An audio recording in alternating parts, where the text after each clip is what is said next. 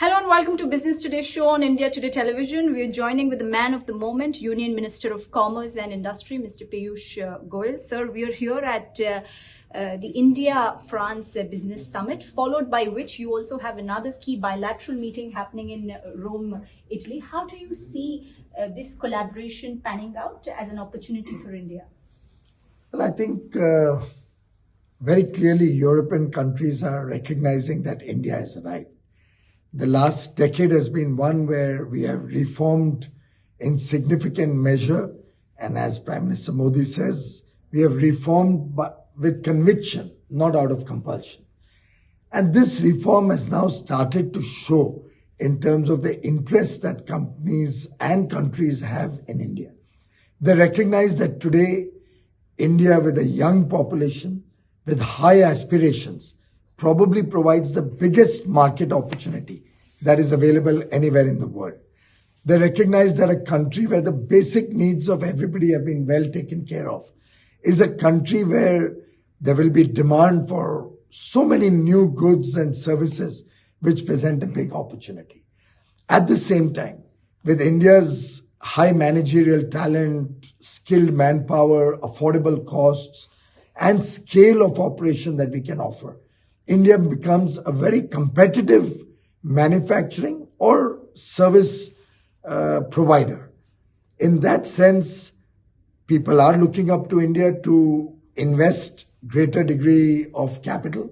They are looking to set up bases in India, both for design, for innovation, for manufacturing on the one end, and for provision of services to their international operations.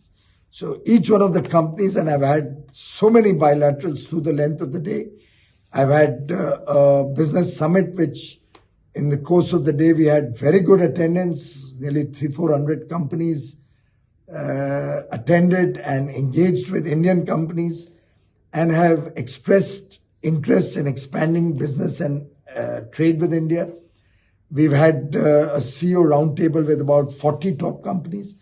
All of this gives me the confidence that France certainly is a country to watch out for in terms of our ability to scale up.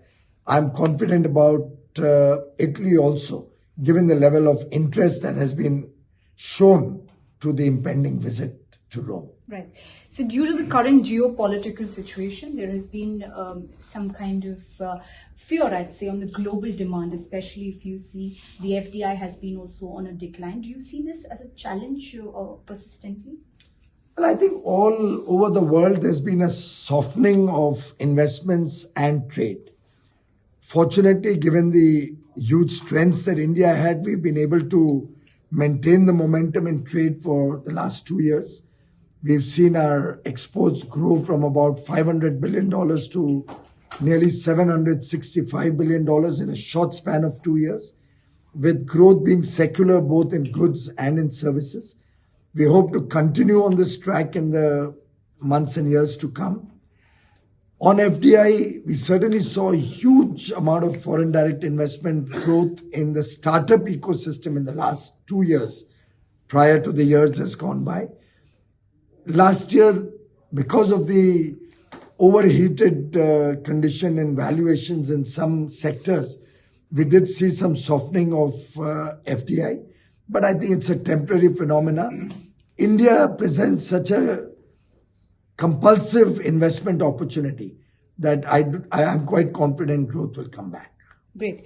So besides the fact that we are a growing economy, of course, do you think post-COVID, a lot of countries wary of China and the way things have panned out has found a golden opportunity with their collaboration in India?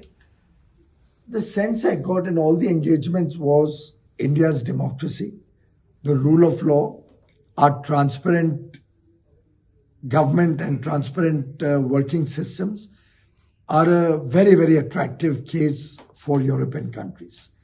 They have also recognized that putting all their eggs in one basket did not work and has caused them pain.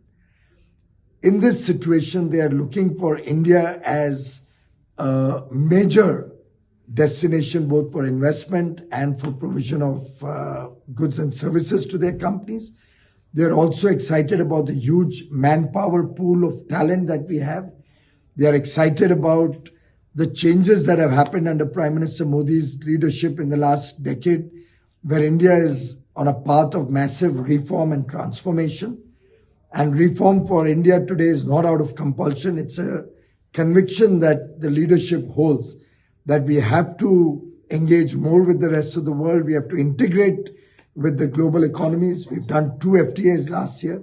We continue to work with other countries to bring more equitable and fair FTAs on the table. My sense is that Europe is certainly looking to India to be a major partner both for investment and trade. Right. One last question, because you did mention of FTA. Is the India-UK FTA on track? We don't comment on speculation. I don't know where such speculation has come out from. That means it is on the timeline. Well, everything, to the best of my knowledge, everything is on track, and such speculation is probably making good headlines for some media, but it doesn't change the equations that we have between governments. We have been engaged in several other areas of discussion which are handled by other wings of the government. And we are very strong in our expectations from other governments, particularly when it comes to the sovereignty and integrity and safety of India and Indian nationals. But trade and trade talks are working on another track.